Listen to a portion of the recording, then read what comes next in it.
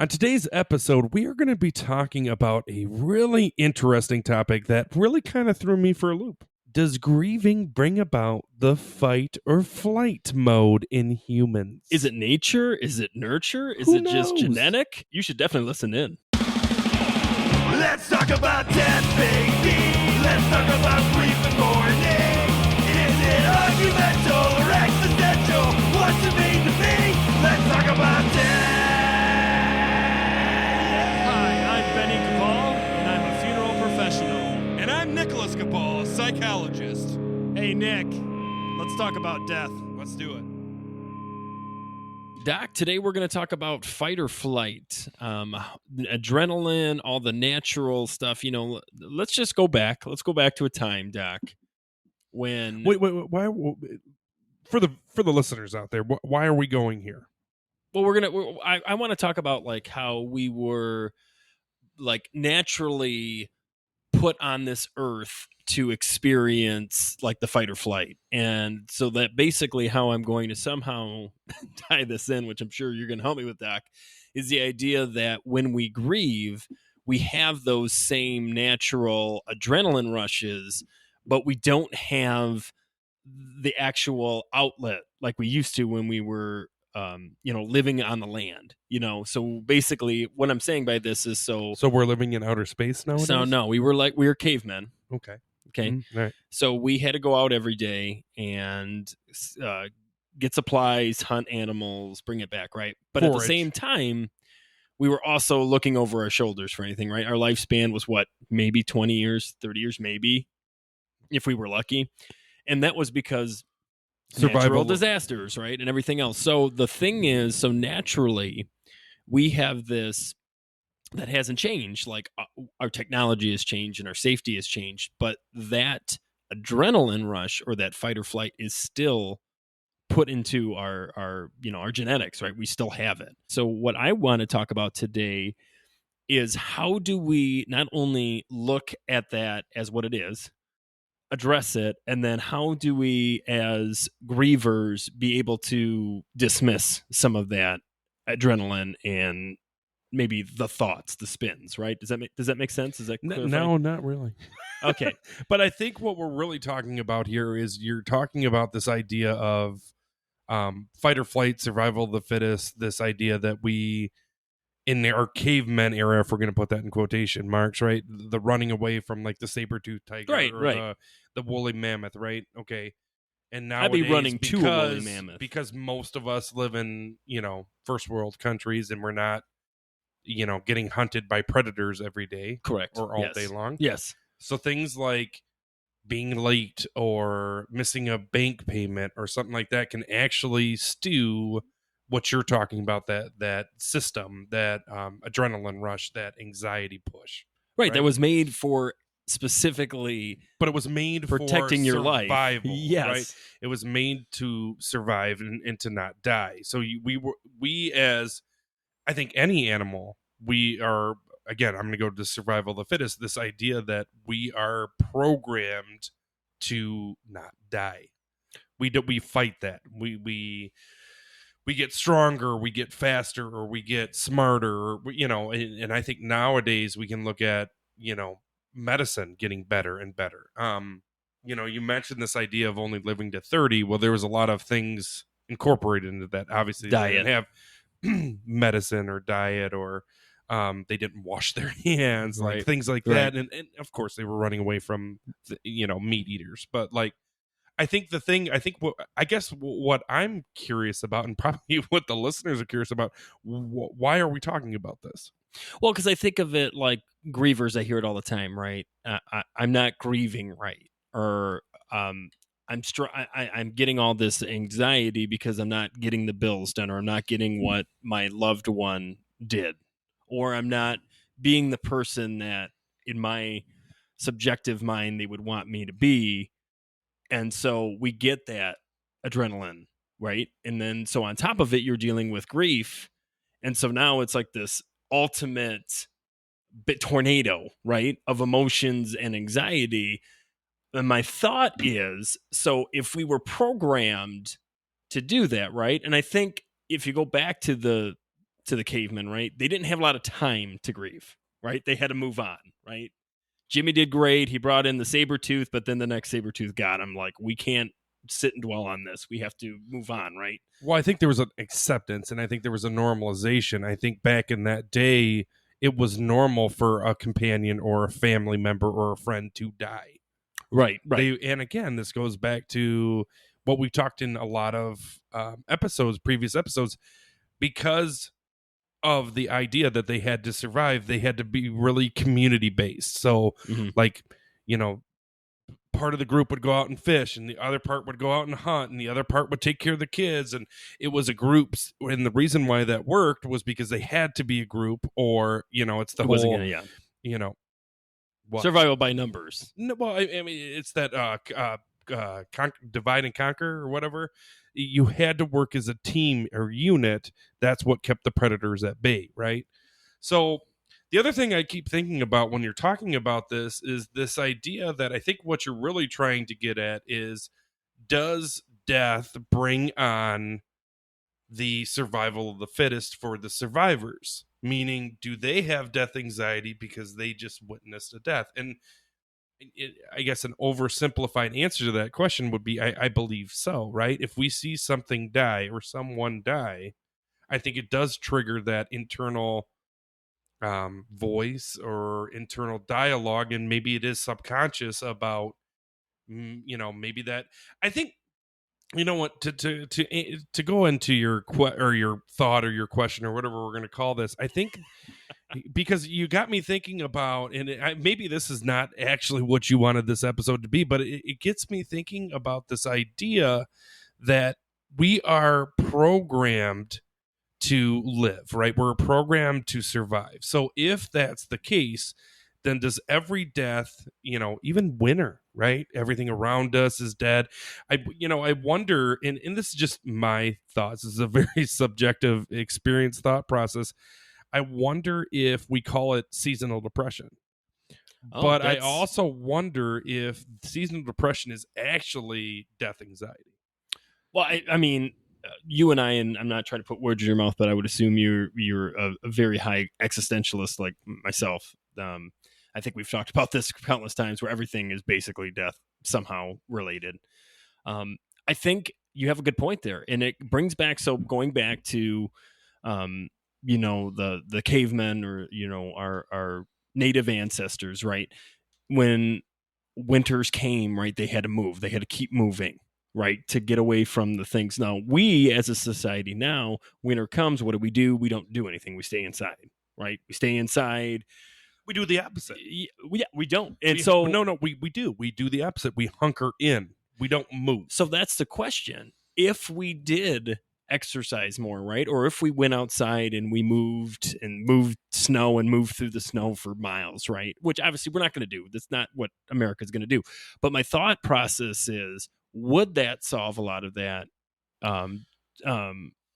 seasonal depression? Depends. You think? And I will say depends to the day I die, because everybody is completely different. Right. No. But I think if we look at research, right, and we look at all the studies done on the importance of exercise when it comes to anxiety and depression, right? Exercise does expel, I guess, serotonin and dopamine into the brain, which is our happy, good feeling drug in our brain. Well, right? not only that, So, but with so if you want to look at it this way, exercise, movement, right? And that's why it's so important. And when I say the sea of grief and movement, exercise, I think it's important because death in itself is a change. Death in itself is movement. right, People don't right. look at it that way. People think of it as, oh, it's a finality, but it's a change in environment for everybody else. And if you believe in a heaven, or if you believe in an afterlife, it's actually a change or movement for them too, right? They go on. You can talk to, right, preparing them for the next step, right? the afterlife or whatever. You can trace that back to the Egyptians. But what I'm saying is I think that it's important to not get stuck. Yep. To not just lay in bed and let life happen. But it's interesting because people will say, I'm not ready. I'm not ready for life yet. I'm not ready to move on. I'm not ready for change. And the interesting thing I sit with and I think about all the time is that whether you like it or not, the world is going to change around you. Whether you want to change or not, even if you decided to live in a hole, I'm gonna lock up the bunker door. in, like I'm not going to deal with crap, right? The reality is that whether you like it or not, things are going to change. Absolutely. You know, the bunker door is going to slowly decay. The lights in there might flicker because of the change in weather outside, right? No matter what you do, when you experience a death, if you get to this point where you feel like I'm just not ready for it, whether you're ready for it or not, life is going to change. Life is going to happen. This is why I think there's a struggle with death when you're grieving, is it because you want everything to go back to where it was before that person died, meaning you want that person there, and right. you know, you want to experience all these traditions that you had with them. But the reality is it's not going to be. It's never going to be the same. Well, yeah, and then not only that, but you know, you brought up one, you know, the serotonin line, but also we know with exercise too, you know, you're actually getting good blood flow and you're getting everything. So it's not just serotonin; you're getting the whole body working the way it should be. Right? Yeah, but if we're talking about anxiety and depression happens in the. It doesn't happen in your. Absolutely. Well, I mean, actually, I'm gonna actually. Yeah, you need. I'm gonna come back a little bit. I think it happens a lot in the gut too. There's a lot of gut health research going on right now. Yeah. But with that being said, I want to say to people out there, if you're really struggling from depression or anxiety, really look at your exercise level. Really look at, are you moving? Are you exercising? Are you doing everything you can to help yourself? Well, you know what's interesting, Doc? You would think, right? If you're getting all of this, you know, life is changing and you're supposed to be getting this adrenaline rush and you're supposed to be, it's weird that we as a society, and I'm not saying everybody because everybody's different, but I'm saying for the most part, when people talk about grief, they hunker in, right? And they don't exercise, they don't eat. It's interesting because you would think our bodies would force us to do the absolute opposite. Right? You would think because of our natural instincts, it would push to be like, okay, you have all of this thoughts, these energy, this, you need to expel it, right? So you need to go out and exercise, or you need to walk this off, or you need to punch a boxing or a boxing bag or whatever. However you want to look at that, but you think it would be the opposite. That's what I think is so confusing. No, because if you think about anything, like if you what do you pulled a muscle, right, one of the things that doctors will tell you is movement is actually really good for it, but you don't want to because you're afraid. You're hurt. Yeah, you're in pain. You are in physical pain. Yeah, like so physical therapy. The idea of, oh yeah, I'm gonna press this to the limit, it's the same thing with grief, except it's not a actual muscle or bone that's hurting. It's you are hurting. You are in emotional pain. If there is a connection to the heart, it is a muscle. Well, I guess what I'm saying to you is that whether it is connected to an actual physical muscle, I get what you're saying. I think it's the same thing, right? It's uncomfortable. I always tell patients or clients, whatever, I like to see them as human beings, but we have to call them something.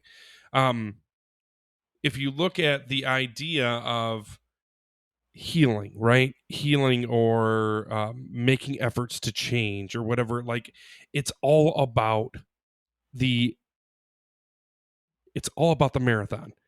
People live, and I think this is the way that our society looks at this, is that we are all living in a sprint. Yeah. We want change and we want it now.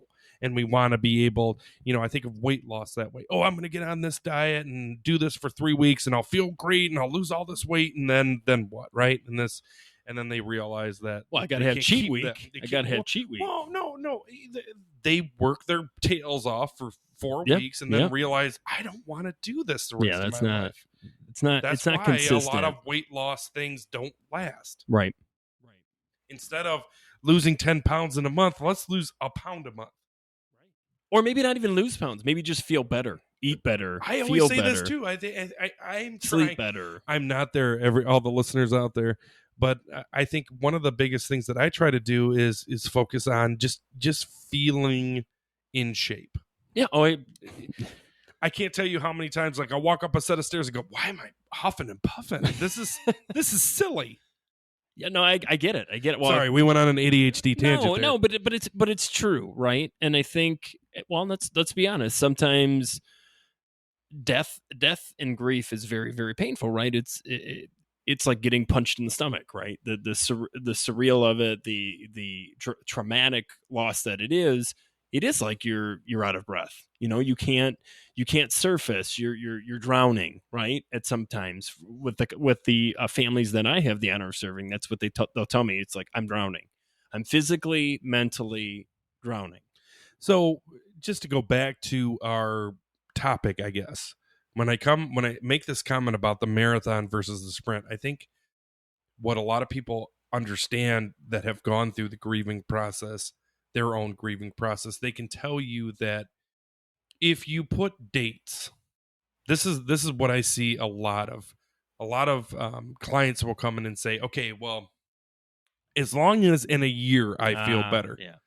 as long as in a year I'm doing better than what. And don't get me wrong, like the first year after a traumatic loss, or a loss that just meant a person that meant the world to you, or a thing that meant the world to you, is going to be a nightmare. It is. Right. It's easy to get caught up in this idea, this fantasy, if you About will, a year from now, that in a year I'm going to be healed. Oh, And I deal with this with addiction too, Yeah. right? I see a lot of alcoholics that are like, oh, if I can get through that year, everything's going to be, everything's going to change. My And birthday's coming up. I'll experience this until my birthday. And don't get me wrong, getting through a year, your first year of sobriety is huge. It is ginormous. No, absolutely. If you're not having a birthday cake, you're not living. But like, here's the reality. That is 1 year. And if you look at time, and this is where I tell people, like, you had 40 plus years with this person, happy memories, happy things, and you're expecting in a year to just be okay with them being gone? It ain't gonna happen. No, but what happen. my thought is, if you can take the voyage, right, in a more understanding of it, right, maybe of yourself and your grieving process, would you eventually get some of this adrenaline back? Would your body, if you can process your own grief, right? And this is the conversation I think we're hopefully trying to get to at the end of this conversation.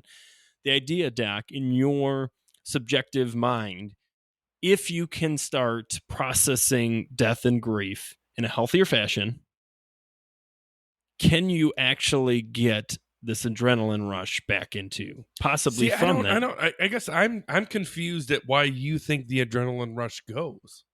That goes away? Yeah, why would it go away? It's not going away. No, it's in. But if you're suppressed, if you're suppressing that and your body needs to get it out, like this fight or flight idea. But see, I think you're thinking that this is something that we can physically change, and it's not. A lot of the fight or flight mechanism, and don't get me wrong, we can work on this, and we can get better at not getting flustered or breathing and all this stuff, right? We can do techniques to bring it down, but like that mechanism is subconscious. It just happens. Right. No. But I also think of it like, okay, like a runner, right? I myself am a runner, and every once in a while I do get what they call a runner's high, which is adrenaline rush because of it's overexhausting your body. No, in some ways. It's a serotonin rush. Serotonin, or it's not a. So you're using adrenaline. Adrenaline is the body's way of protecting itself. Right. No, you were going back to the fight or flight, but my idea is, does some of that natural ability come into grief? Is what I'm saying. Can you process is part of the depression part of an adrenaline?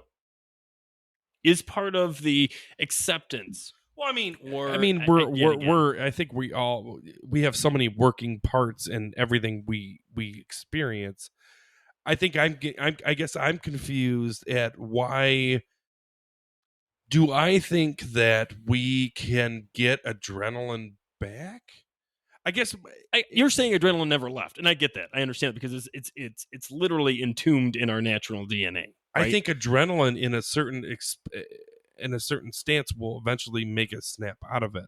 But I also think that depending on the rush of adrenaline, it could actually make us freeze. That's what I'm saying. Do you think that part of the grieving and mourning, not necessarily always in a bad way, could be also in a good way with grieving, could be possibly a natural and not just what we're making ourselves to be? Could it be the natural adrenaline that's coming in and possibly whether breaking down, or because I think that's the issue, and I think we've talked about this, Doc, is that we don't know enough about the brain, right? We don't have all the answers when it comes to the brain yet. So the thing about it is that I'm sure you're going to say I can't say one way or another, but I would have to think that adrenaline has part to do with this, and it has to do with our origins, right? It has naturally in our genetics. No. I guess what I'm It's a saying weird is topic. you're trying well, no, this is what I'll say to you is that I think you're trying to connect dots that I guess I'm confused at where your dots are connected. What you're saying is, do I think that the fight or flight mechanism is involved in grieving? Yes. Correct? Sure. So the fight or flight is our own way of survival. Now, if that person, it's a good topic, right? If you think about like orphan year, like when you lose your parents and you have to take over, like, does it? I don't know. That's interesting. So I'll have to think about that. I honestly don't have an answer for you. Well, good. So this was a good topic. Because, I mean, it is. I don't like. I guess I was confused at how you were. Well, my question is grief, and I would assume this is going to be a yes from you subjectively. Is grief your natural ability to protect yourself from something that traumatic? So in that case, grief is an automatic process, I feel like. So I don't necessarily think that's something we do. I think that's something we are. You don't think it's naturally in there, especially in the cases? Think it is naturally in there. I don't think it has anything to do with fight or flight, though. Interesting. See, I would disagree with you. I think fight or flight. No, if you said watching someone die in a traumatic experience and then never wanting to get in a car again because you lost your loved one in a car accident, that I think absolutely has to do with fight or flight. But if you're saying death in itself, I don't necessarily think that causes you to go into flight mode unless we're talking about death anxiety, which I do believe exists, and I think that is formulated into anything that's living, is that we want to survive. We are going to do everything we can to stay afloat. So to conclude this, before we get into Q&As, Doc, because we got some Q&As. Let's do another episode. Let's do another episode on But this. my question is, and I want you to answer this. So in your opinion, not anybody else's, just Nick or Dr. Nicholas Capal, you would base this on a nurture approach and not a nature approach. You're saying that the adrenaline would be caused from a nurture situation and not from actual nature when it comes to grief. I think naturally it exists in us. Right, I get it. I think nature causes it to go into its mode. You mean nurture? Yeah, I get you. Genetically, it is in us. Yes, 100%. Environmentally, that causes it. Okay. Does that make sense? It does. It does. I would disagree, and I think grief has a natural adrenaline to it.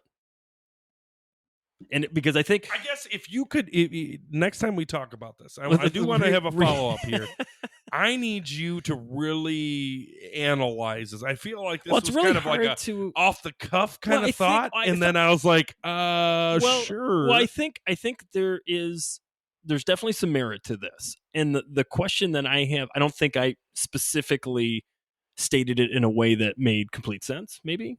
No. I think it's a how would I put this? Like a freshman to a senior version of a question.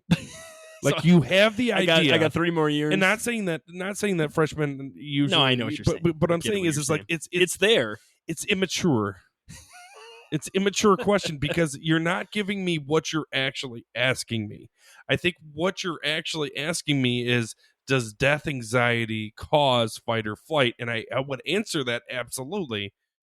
but to the idea of, does death cause us to go into fight or flight? Maybe, maybe not. I would assume so, because if you go back to it, right, and naturally, like, you have a second to process this, right? If me and you were hunting and you get destroyed by a saber tooth in 1 second, that's automatically going to cause adrenaline. You have a father who you don't like. Okay. You've never liked in your life. Okay. And they die, maybe even traumatically. Okay. Right? And you have no feelings towards them. But maybe genetically you do, because I'm telling you right now, the if that person chromosomes. looks at me and goes, I feel guilty because I don't have any feelings towards them. Could that be adrenaline saying that they feel guilty? See, again, I think you're trying to put adrenaline in a topic or category that it doesn't exist in. Okay. All right. Does All that right. make sense? I think you're trying to. I might disagree with that, because I don't think there's enough evidence one way or another. Okay, like I said, let's come back to this. Let's go to a this. Q&A. I like that, Doc. Every once in a while, get you. Get you. Q&As. Q&A, everyone loves that Q&A. Those Q&As are properly here for you. Is that a fight or flight? It's fight or flight. My adrenaline's rushing. Here we go, Doc. This is for you. Anyone else tired of people saying you're so strong? Context: I am currently traveling after losing both my parents last year. So I've been staying at hostels and obviously have to mingle with others, and the topic of parents always comes up, and sometimes I pretend like my parents are still alive just to avoid the stupid questions, or sometimes I'm honest and then they start going off on how strong I am, how they wouldn't be able to do it, and how they love their mother and their mother is their best friend, and they go on and on and on and on about their mothers. People are so ignorant to the fact that you literally just told them that you lost your mother, father, and you don't have that anymore, and it's almost like rubbing it in your face. Anyone else?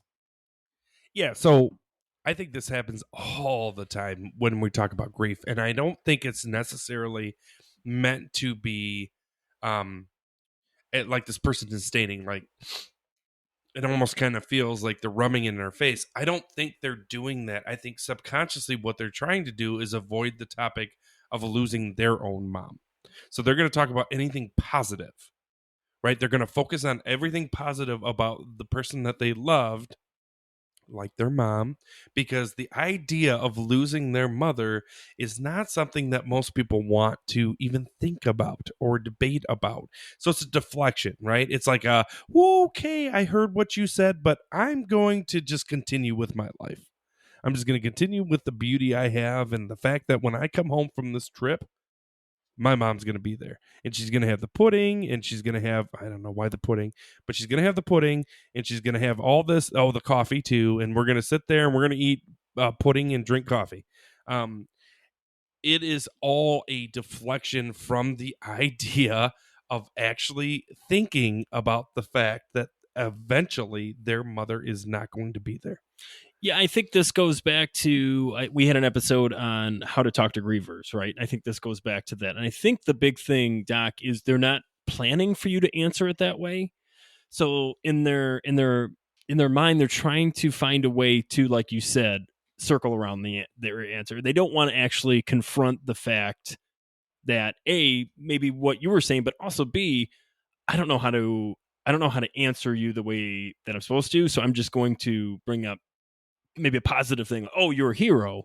Oh, you're no one would have that strength, to do, because that makes it sound like almost like a compliment to them. But then for them, they're like, no, like, I don't feel like a hero. I literally, and I don't mean to use this word as less than for people that disassociate, but like this is a disassociation, right? This is an idea that you just told them that you are struggling with the death of your mom or parent, dad. And they're like, yeah, I just heard you say that and I want nothing to do with that. So I'm going to go ahead and start talking about my mother and how I'm feeling about her, right? It's not necessarily out of malice, I guess is what I'm saying. I 100%. All about deflection. It's all about separating themselves from the idea that one day they're going to get the call, or they're going to watch their mother slowly die. And that is terrifying.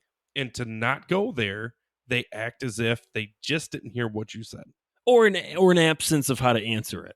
So they, you know what I mean? They have nothing. They don't have an answer, right? So going back to it, Doc. So my suggestion would be in that case, if somebody comes up, be like, "That's horrible. Like, can you tell me about that experience? If you feel up for it, if you feel comfortable, because obviously in that situation, right? They're going around. They're traveling, and they tell you that they just lost both their parents in 1 year. Like, I want to know about that experience. But I know too, like that could be that could be my problem is like maybe they don't want to talk about it. So, in your suggestion, Doc, if somebody was asking you, okay, I said this, and maybe I said the wrong thing to this individual that was traveling and talked about, what would be your advice or your thoughts on that? If they knew someone who was dealing with this, No, and how like to that. approach it. Flip this around, right? So they're the person that made the wrong. Oh, you're the hero. and Most then people maybe aren't good. Most people aren't going to know they made the wrong comment, though. You don't think they read the No, eyes? I think a lot of people, like I said, disassociate. They're not really there when Okay. they answer that question. But to answer your question, is there a right or wrong? And again, it depends on the person. I always tell people, like, if you can take one course in, if I think what would be the most fruitful course for Nonverbal. any human being is a nonverbal Yeah, psychology baby. course. Agreed. Why? Because they are going to tell you so much without telling you anything. And if you're terrible at that and you can't read the room, please do me a favor and go take a nonverbal psychology course. It will really help you out for sure. Yeah, no, and I think nonverbal is a beautiful class, and I feel for you. I just want to Okay, say, so for everybody out there, nonverbal psychology means like body language or like the things they don't say by what they show to you without verbalizing it. well, not only helping for this situation, but also helping when you do a interview or when you Yeah. do just be mindful of the room, right? The aura. But I want to, I just want all of you out there. We talked about this fight or flight, and does grief naturally have that, or is that something that just comes after the grief? Like, what's your thoughts on that? Please get at us at let's talk about death@gmail.com. I just want to yet again thank you all for listening. Doc, I'm sorry if I took you on quite the path today. I just want to remind everybody out there, if you haven't checked out GriefWorks, please do. It is an amazing app. It has a lot of resources. So if you're struggling with grief, it is something to look at. If you go to illumapps.com/LTAD, they will give you 15% off. So please check them out. Please look it up. If you've never heard of that app, it could be really beneficial for you. And as always, if you are not talking about death, You are not living. Thank you.